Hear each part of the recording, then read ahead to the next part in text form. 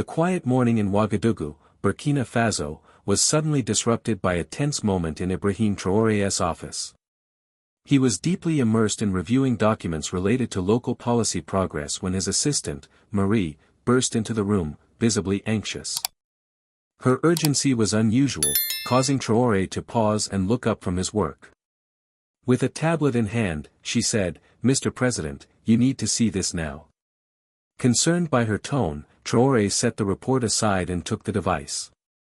On the screen was a live broadcast of a press conference happening in the United States. Former President Barack Obama stood at the podium, speaking about global leadership and the transformations required for a better future. But Traoré's attention was immediately drawn to one specific comment. Obama, in front of an international audience, mentioned Burkina Faso and its leader, Ibrahim Traoré, by name. Burkina Faso, Obama said, his voice carrying through the auditorium, is a powerful example of how small nations can lead big transformations under the leadership of Ibrahim Traoré. The country is proving that self-reliance and dignity are not just ideals but achievable realities. Traoré felt his heart stop. The unexpected mention of his name, and the positive praise from a global figure like Obama, was overwhelming. He watched in disbelief as Obama continued to talk about how Traoré had rejected traditional foreign aid and was building a future based on mutual respect and trust in his own people. This public recognition was a moment Traoré had never expected. His leadership, once primarily focused on the well-being of his country, was now acknowledged on the global stage.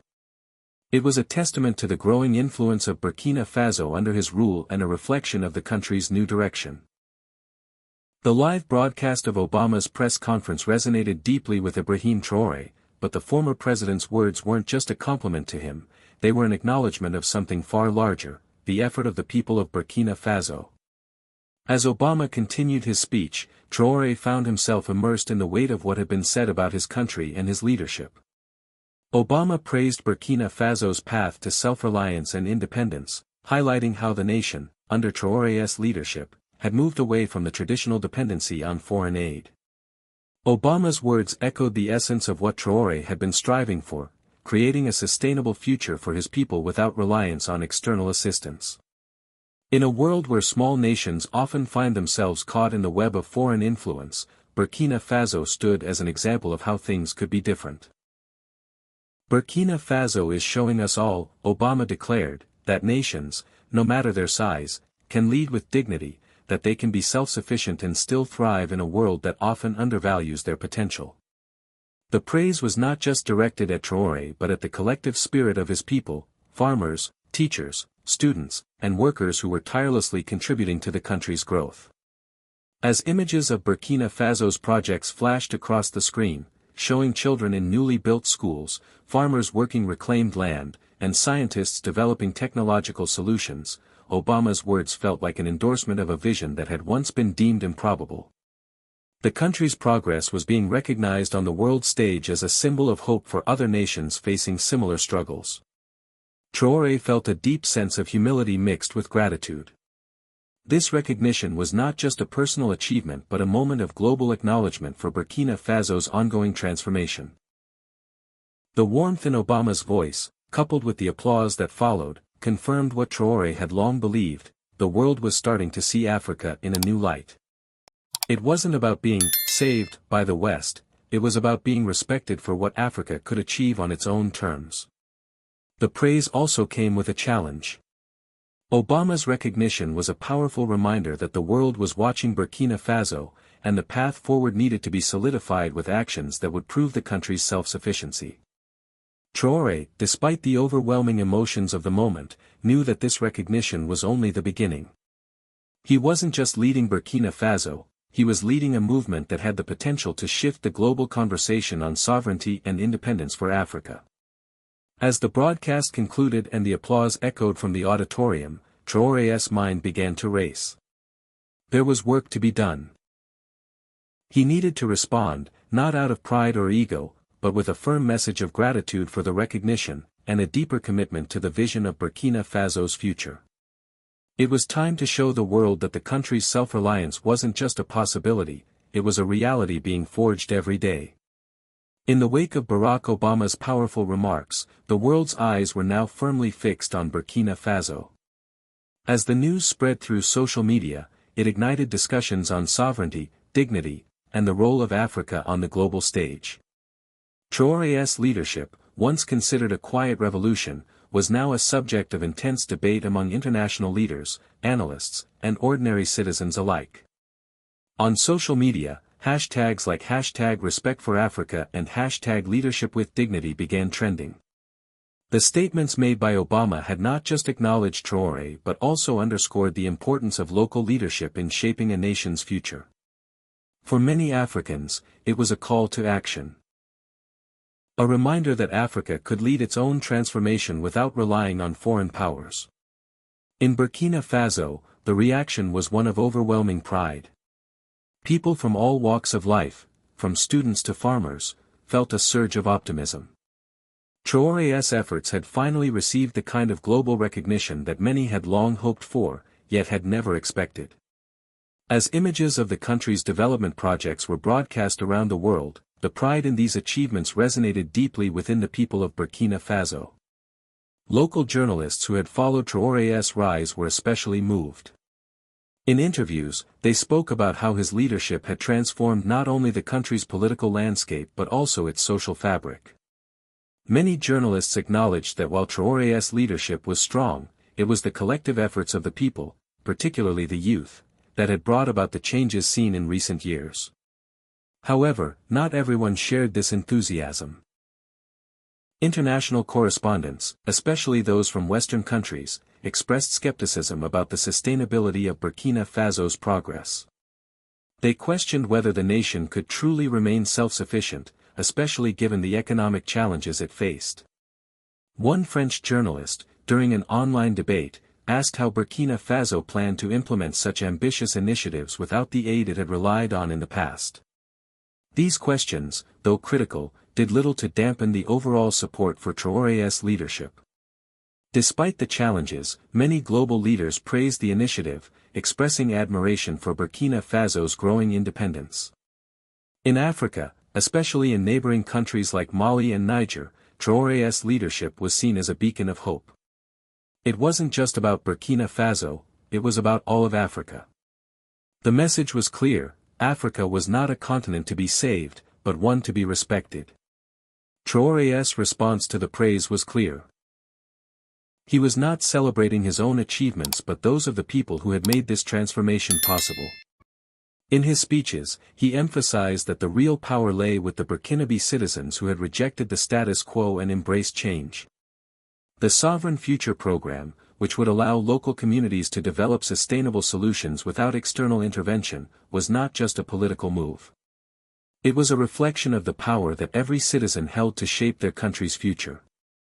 The next step, Traoré knew, was to use the momentum from this global recognition to implement meaningful change. He wasn't just talking about policy, he was talking about creating a new narrative for Burkina Faso, one that centered on self-reliance, dignity, and respect. And the world, now paying attention, was ready to see what would come next. The day after Barack Obama's speech, the world was still buzzing. The former U.S. president's words had ignited a global conversation about the future of Africa, and particularly the role of nations like Burkina Faso in leading their own transformations. In response to the overwhelming praise, Ibrahim Traoré called a press conference at the presidential palace. His purpose was clear: to solidify the global recognition and transform it into actionable change for the people of Burkina Faso. The room at the presidential palace was filled with local and international journalists. Cameras flashed as Traoré took the stage, dressed in traditional Burkinabe attire, signaling his deep connection to his roots. The symbolism was not lost on the audience. It was a powerful reminder that Traoré's leadership was not just about politics, but about culture, history, and the pride of his people. Traoré began his address calmly but with deep conviction. "Yesterday," he began, "Mr. Barack Obama made comments about our country that left me speechless."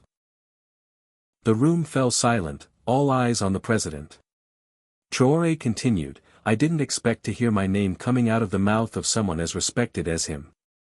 What touched me most was not the praise given to me but the recognition of the work of our people. His voice cracked slightly as he spoke of the dedication and resilience of the Burkinabe people, who had persevered in the face of hardship. He then announced the launch of the Sovereign Future Program, a bold initiative designed to empower local communities to develop sustainable solutions to their own problems. This program, he explained, was not about relying on foreign aid but about proving that Burkina Faso could take care of its own future. This is not just politics, he said. It is about dignity, respect, and showing the world that Africa does not need to be saved. Africa needs to be respected. The announcement was met with applause from local journalists, many of whom had covered the country's challenges over the years. However, some international correspondents appeared skeptical. A French reporter raised the question that was on everyone's mind: how would Burkina Faso implement such ambitious projects without external resources? Traoré responded with quiet confidence. Everything we do involves risk, he said. But the biggest risk would be accepting help that compromises our dignity. His words struck a chord with the audience. It wasn't just about economic feasibility, it was about upholding the nation's honor. We are betting on the potential of our people, he continued, and I know they will not disappoint us. The press conference generated a flurry of activity on social media, with hashtags like #RespectForAfrica and #LeadershipWithDignity trending globally. The conversation around Burkina Faso had shifted. No longer was the country viewed solely as a recipient of aid, it was now a leader, showing the world that true leadership comes from within. Behind the scenes, Traoré's team worked diligently to bring the Sovereign Future Program to life. The Ministry of Agriculture began organizing meetings with local leaders to identify areas in greatest need, while Marie, who had coordinated efforts on the ground, visited villages to gather feedback from farmers. The response was overwhelmingly positive. One elderly farmer said, "This is going to change everything. Finally, we will have the chance to farm our own land and feed our families." It was a sentiment that echoed across the country. Traoré's program was more than just a policy, it was a vision for the future.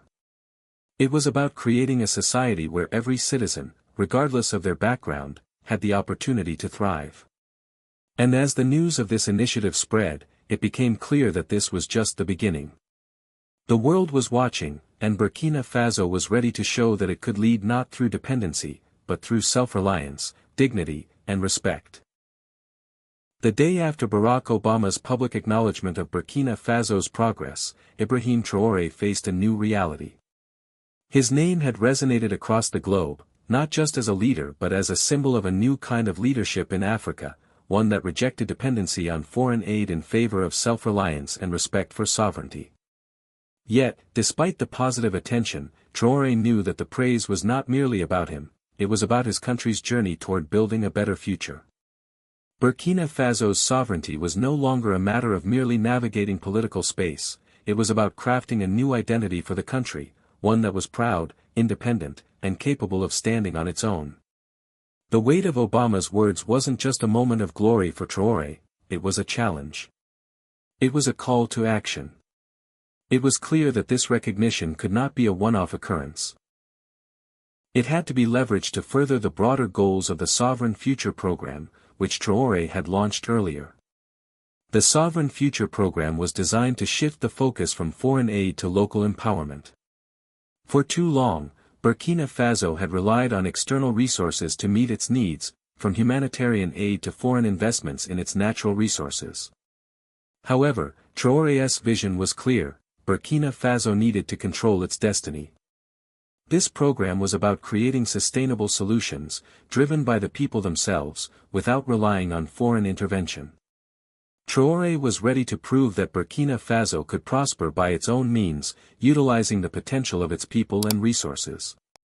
While the international media had been quick to praise the president's leadership, the press conference provided a more personal touch. Traoré's words resonated deeply with the local audience, particularly as he stood in front of them in traditional Burkina clothing. It was a clear visual cue that this was not about modern political grandeur, this was about being grounded in the culture and identity of Burkina Faso. His message was rooted in the values of self-reliance, and he made it clear that this vision was not just about politics. It was about dignity and respect, not just for himself but for every citizen of Burkina Faso.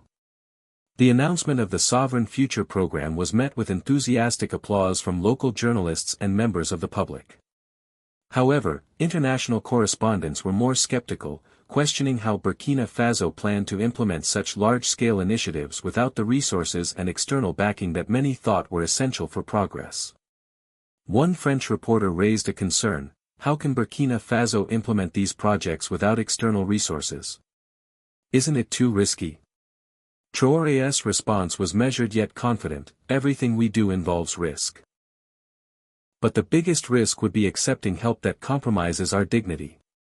We are betting on the potential of our people, and I know they will not disappoint us.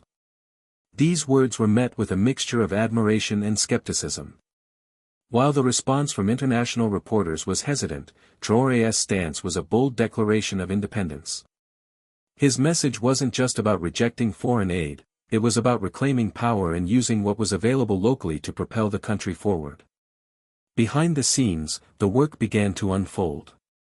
The Sovereign Future program required extensive coordination between government ministries and local communities. The Minister of Agriculture, for instance, began meeting with community leaders to identify the areas in greatest need. These grassroots consultations were crucial for ensuring the program was tailored to the unique challenges faced by local communities. Meanwhile, Marie, the social worker coordinating much of the effort, traveled to villages across Burkina Faso, listening to the demands of farmers and community leaders. The people's responses were overwhelmingly positive, with many expressing their excitement about the possibilities that lay ahead.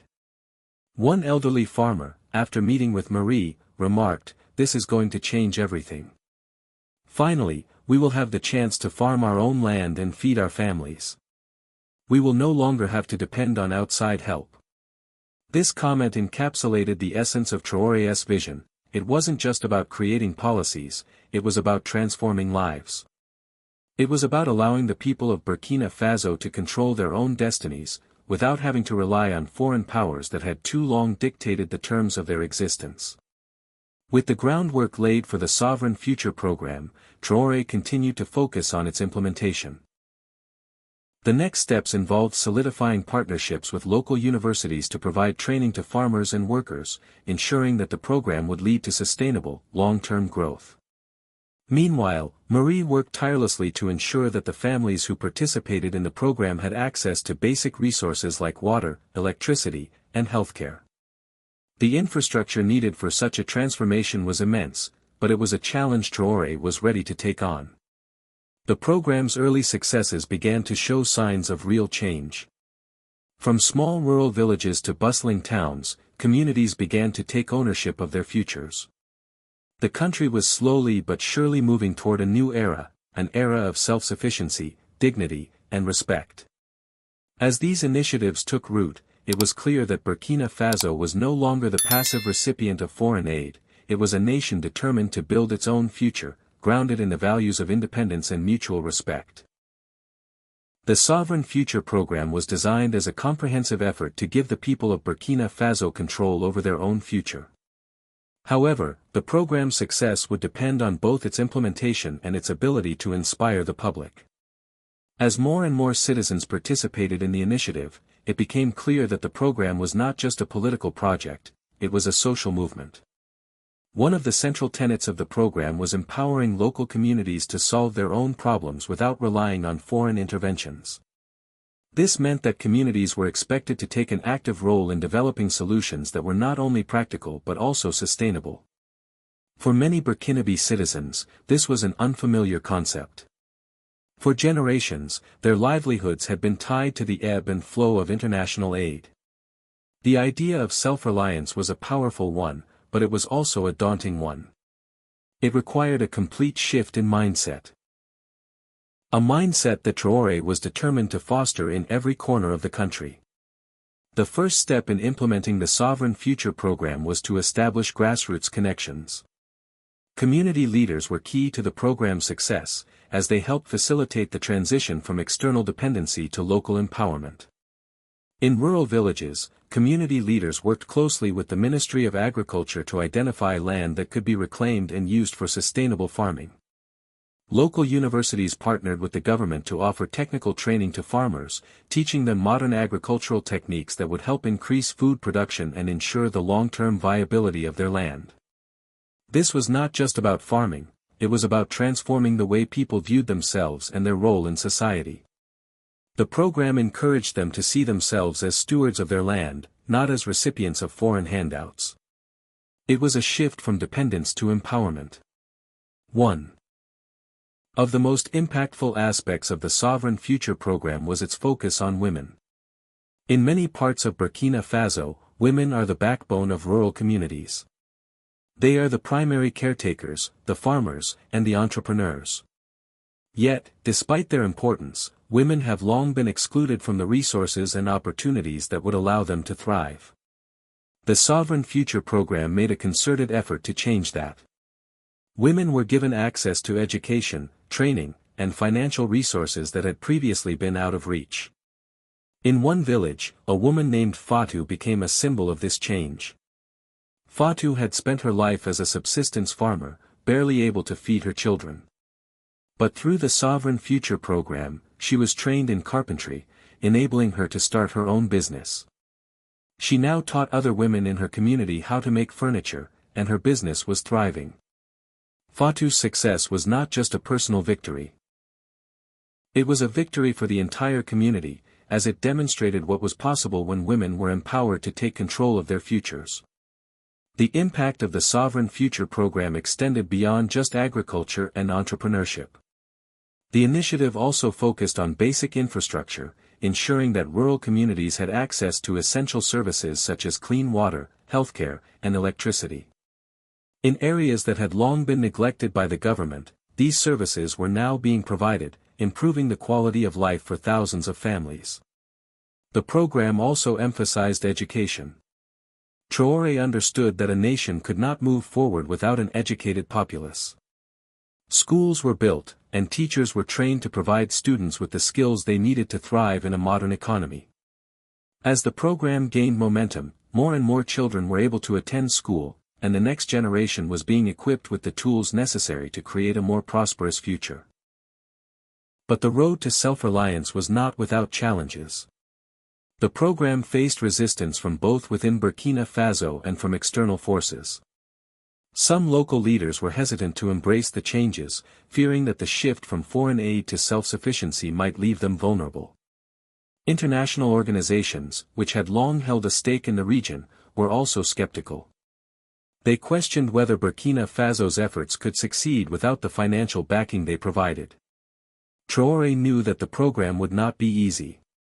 But he also knew that true independence came with risks, and that the biggest risk was accepting help that came at the cost of dignity. The Sovereign Future program was about more than just solving immediate problems, it was about changing the mindset of an entire country and showing the world that Africa was capable of leading its own transformation. This was the legacy Traoré wanted to leave behind. One that would inspire other nations across Africa to follow suit. As the Sovereign Future program continued to gain traction in Burkina Faso, the impact of Ibrahim Traoré's leadership reached far beyond the country's borders. The recognition from former U.S. President Barack Obama had triggered not only national pride but also sparked a continent-wide conversation about Africa's role in global leadership. Burkina Faso was becoming a symbol of self-reliance, and Traoré's efforts were now being followed by other African nations who were inspired by his vision. In neighboring Mali, citizens began organizing rallies in support of Burkina Faso's path. Youth groups in Niger formed their own campaigns to push for local solutions to local problems, drawing on the success of Burkina Faso's program. In Guinea, the concept of self-sufficiency started to take root, with grassroots movements advocating for local control over resources and rejecting external intervention. Across the Sahel and beyond, Traoré's leadership became a model for a new wave of African governance, one that emphasized sovereignty, dignity, and local empowerment over dependency. The international community, particularly in Africa, began to see Traoré's leadership not just as an anomaly but as the beginning of a larger shift. The Sovereign Future Program was proof that African nations could tackle their own challenges without being beholden to foreign powers. Local initiatives, whether in agriculture, education, or infrastructure, became increasingly common as countries looked to Burkina Faso's example to chart their own course. But it wasn't just the government officials and activists who were inspired by the changes in Burkina Faso. Ordinary citizens from across Africa began to see themselves differently. Traoré's focus on empowering local communities, particularly women and youth, had inspired a generation of young people to step forward and take control of their futures. In schools, universities, and local villages, the message was clear: Africa had the power to create its own future, and it was time for the people to seize that power. The ripple effect continued as African leaders began to reassess their foreign relations. Many began to question the reliance on foreign aid, realizing that true independence came from the strength of local communities and the resources already available within the continent. Traoré's example was becoming a guiding light for a more unified, self-sufficient Africa. Back in Burkina Faso, the Sovereign Future Program was not just a set of policies but a transformative force that was changing lives on the ground. As the program expanded, its impact began to be felt in even the most remote corners of the country. The heart of this transformation lay in the hands of ordinary citizens. Farmers, teachers, healthcare workers, and community leaders who were taking ownership of their futures and using the resources provided by the program to solve their own problems. In rural villages, the implementation of new agricultural techniques was revolutionizing food production. For decades, farmers had struggled with low yields, often relying on foreign aid to bridge the gap. But now, through the training provided by the Sovereign Future Program, farmers were learning sustainable practices that allowed them to increase productivity without relying on external help. The program's emphasis on local solutions meant that the knowledge and skills to improve agricultural output were being passed down through communities, creating a network of self-sufficient farmers who were less vulnerable to external market forces. One of the most significant aspects of the program was its focus on empowering women. In a small village outside of Ouagadougou, a woman named Fatou had become a local hero. Fatou had struggled for years to provide for her children through subsistence farming, but the Sovereign Future Program had given her the training she needed to learn carpentry. Today, Fatou was not only a skilled carpenter but also the owner of a small business that employed other women in the community. Her success was a testament to the power of local empowerment and the program's ability to unlock the potential of marginalized groups. Fatou's story was one of many. Across Burkina Faso, women were starting businesses, participating in education programs, and taking leadership roles in their communities. The program had not only provided them with financial independence but had also given them a sense of purpose and dignity that had long been denied to them. For these women, the Sovereign Future Program was not just about economic opportunity, it was about social change and gender equality. The program's impact was also felt in education. Schools were built in areas where children had previously walked miles to attend classes, and new teaching materials were introduced that focused on African history and self-reliance. The curriculum emphasized critical thinking and problem-solving, preparing students to become leaders in their communities. The next generation was being equipped not just with academic knowledge but with the skills to address the unique challenges facing their country. As the Sovereign Future Program continued to expand, it became clear that this was more than just an economic initiative, it was a movement that was reshaping Burkina Faso's identity. People no longer saw themselves as victims of circumstance but as active participants in the country's transformation. They were building a future based on dignity, respect, and self-reliance, and they were doing it together. The news of Burkina Faso's transformation through the Sovereign Future Program quickly spread beyond the borders of the country, reaching the ears of global leaders, media outlets, and international organizations. Barack Obama's recognition had put Burkina Faso on the map, but it also brought a wave of scrutiny from various quarters. While many lauded Traoré's bold vision for self-sufficiency, others questioned its viability and the risks associated with moving away from foreign aid. In the United States, Obama's speech sparked a mixed reaction. Some praised the former president for highlighting the positive changes in Africa and for recognizing the leadership of Ibrahim Traoré. Supporters of Obama saw his words as a powerful message of hope for the future of Africa, one that was not dependent on the West but was instead rooted in the continent's own potential. These supporters viewed Traoré as a symbol of a new Africa that was no longer subjugated to external forces but was capable of defining its own path. On the other hand, there were those who saw Traoré's approach as dangerous. Critics, particularly in political and economic circles, argued that Burkina Faso's rejection of foreign aid was a risky move. They questioned whether the country could truly thrive without external assistance and whether the Sovereign Future program could deliver sustainable growth without foreign investment. Some commentators even suggested that Traoré's vision could lead to economic isolation, limiting Burkina Faso's ability to engage with the global economy. Despite these criticisms, the momentum for change in Burkina Faso continued to grow. Within the country, citizens rallied behind Traoré's leadership. The Sovereign Future program was becoming a model for other African nations, and many saw it as a way to break free from the dependency that had defined much of Africa's post-colonial history. International reactions were also mixed.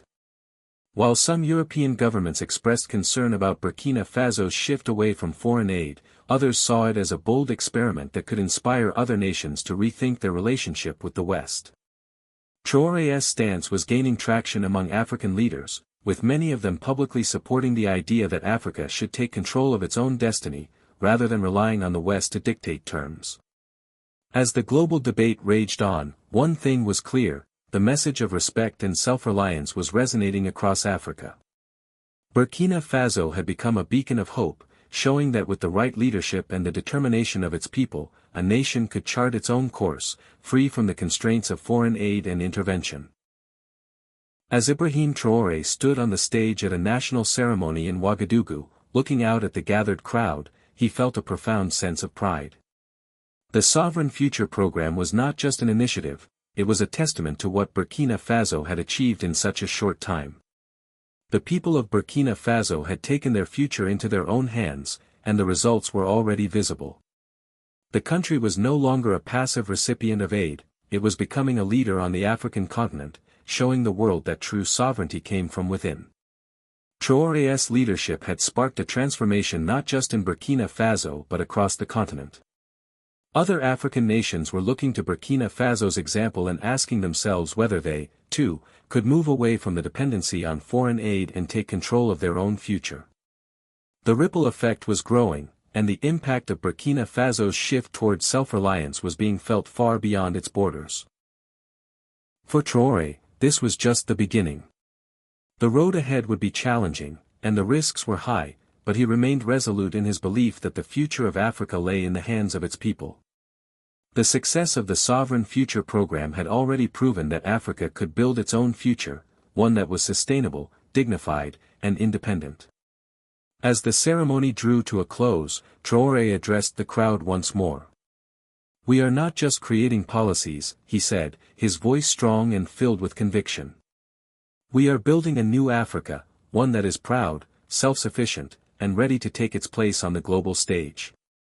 The crowd erupted into applause, a moment of solidarity and hope for the future. Traoré knew that the work was far from over, but he was confident that the path forward would be one of empowerment, dignity, and true independence for all.